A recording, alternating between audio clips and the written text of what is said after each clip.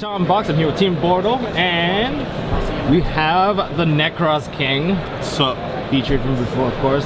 So, how did you do today at YCS Portland? I finished in top 16. Don't exactly know what place I got. The tournament's still going on, but I finished X1 after day one in 4th place after Swiss. After Swiss, and made it to top 16, and then lost to Grand Manju. So, what is so spicy about your particular profile here? I mean, I'm playing Nekroz. I feel like it's spicy enough. Okay, wow. Okay, that is hot. That's hot. So, I want to run down like what you think about the current meta. It's just like it's really kind of open. There's like a lot of decks that are like kind of okay, and then there are a lot of decks that are like pretty good. And just like every couple of days, somebody will figure out something new that works. Like some of the decks that are playing for this event, I almost played like Golden Castle Orchist with like Thunder combos as well. What is that? Yeah, there is like really wild things, and you can play like literally anything. Like I heard that in top 32 there are 13 different decks. So like I really actually like this meta because it's really open. You can play anything.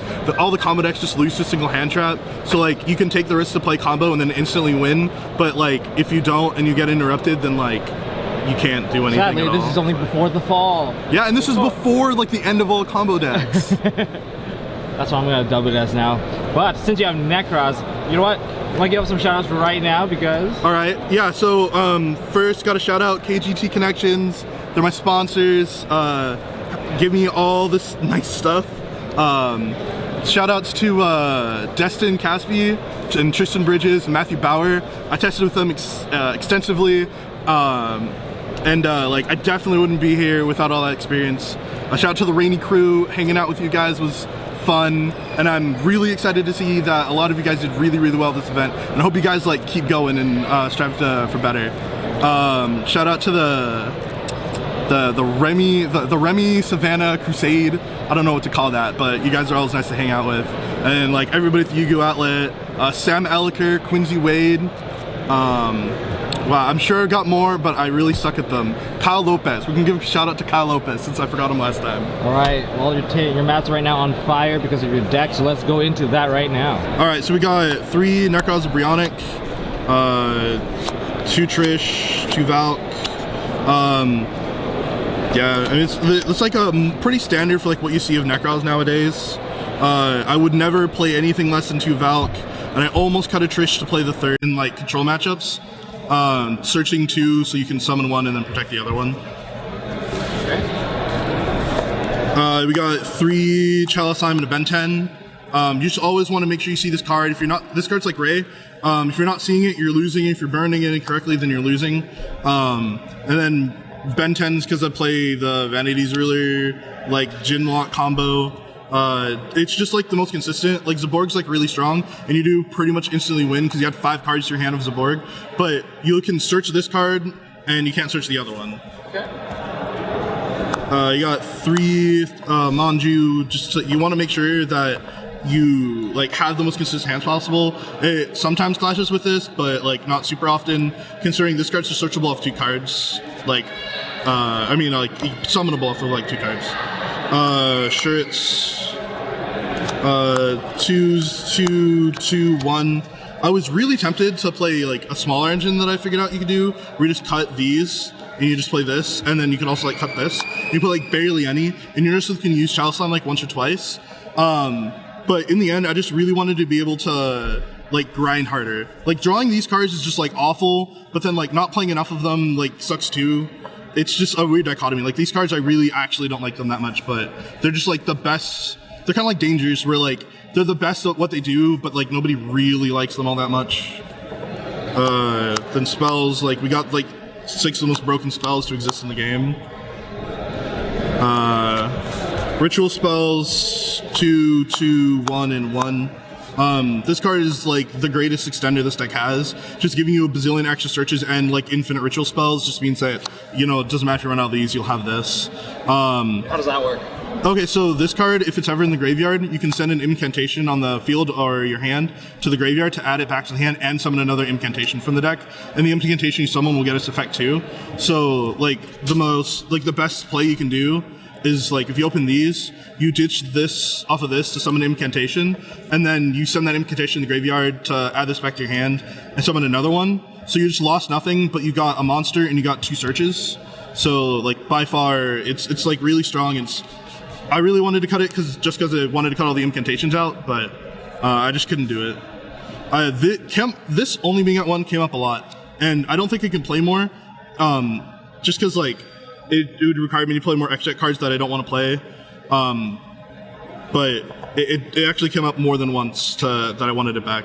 But these were fine. So with Shred It 2, these come up more than they used to. It used to be that you only played one of this and this was what you had, but with Shred It 2, Mirror becomes more relevant. And then Run Rhoda, and then 3 Impermanents. This is just all you need to like beat most combo decks, because a lot of them only lose to a hand trap on the LP.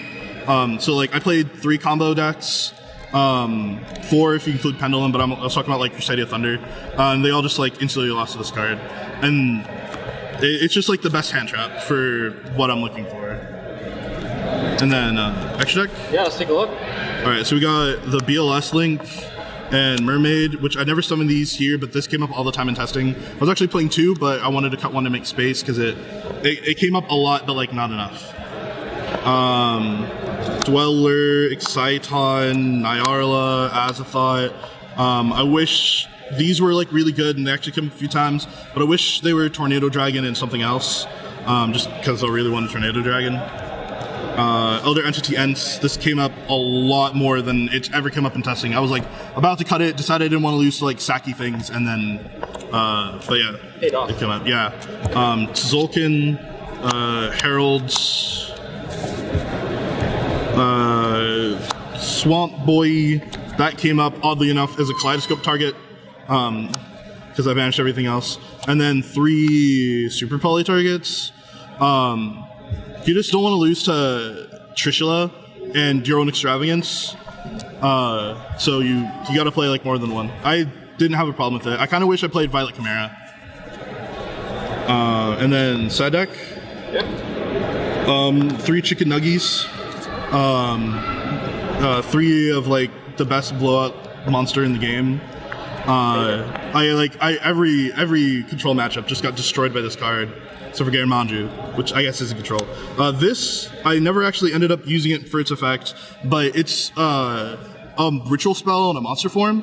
You just tribute it to perform a ritual summon, and so when your opponent like anti-spells you or Impure Orders you, you can just, or spell cancels you, you can tribute that and then not lose instantly. And then spells, 3 Super Poly, like I kind of don't like this card. He has the discard cards, and I don't like discarding cards, but it's pretty nice to kind of just like take 2 of your opponent's monsters away and get your own, so it's kind of stupid not to play it.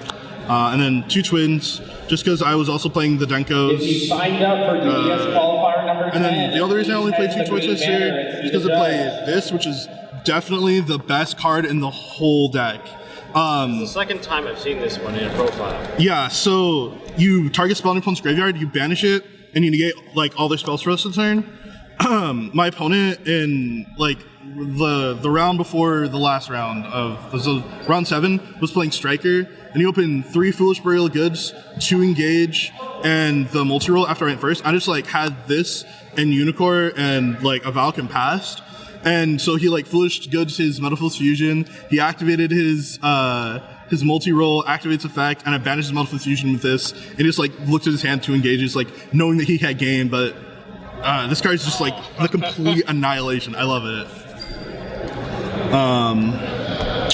Yeah, and then we got some tokens. Oh yeah, what's that Dragon Link token? What's up with that? Is that Yeah. You got that for Tom Rick? No, this is from OTS. Oh, Yeah, and if I got the prize card, we'll have the monsters for them. But I guess next YCS.